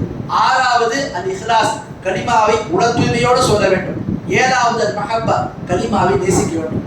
நிமிக்கானவர்களே, இது நம்முடைய ஈமான்ல மிக முக்கியமான அம்சம். நிறைய பேர் பயான்கள்ல நிகழ்ச்சிகள்ல போனா என்ன பாக்குறாங்க, எதை எதிர்பார்க்கிறாங்க? சஹாபாக்கள் ஒரு 4 கதை, சுவாரஸ்யமான ஒரு கதையை சொன்னா அதை வைத்து என்ன நம்முடைய ஈமானை அதிகப்படுத்திக்கொள்ளான்னு பாக்குறாங்க. அதை வச்சுதான் ஈமான் பலப்படாது. சஹாபாக்கள் அந்த நிலைக்கு போனதுக்கு காரணம் என்ன? இந்த கொள்கையில் அவங்கள்ட்ட இருந்த அந்த உறுதி, கொள்கையில் இருந்த தெளிவு, அந்த விளக்கம், அது நம்ம கிட்ட வராத வரைக்கும் நம்மள்ட்ட எந்த மாற்றமும் வராது. எனவே இஸ்லாத்துல இந்த மாதிரி கதைகள் அதெல்லாம் அப்புறம் வச்சுட்டு நம்ம முதல்ல எதை நம்ம அறிய வேண்டும்? இஸ்லாத்துடைய அடிப்படையான இந்த கல்வி நம்மள ஒவ்வொருத்தருக்கும் தெரியணும். ஆகவே அதனுடைய முதலாவது அம்சத்தை தான் நம்ம இன்று பார்த்தோம். எனவே இந்த கலிமாவை பற்றி சரியான கல்வியை அறிந்து அதன் அடிப்படை செயற்படக்கூடிய மக்களாக அல்லாஹ் நம் அனைவரையும் ஆக்கி அருள்வானாக.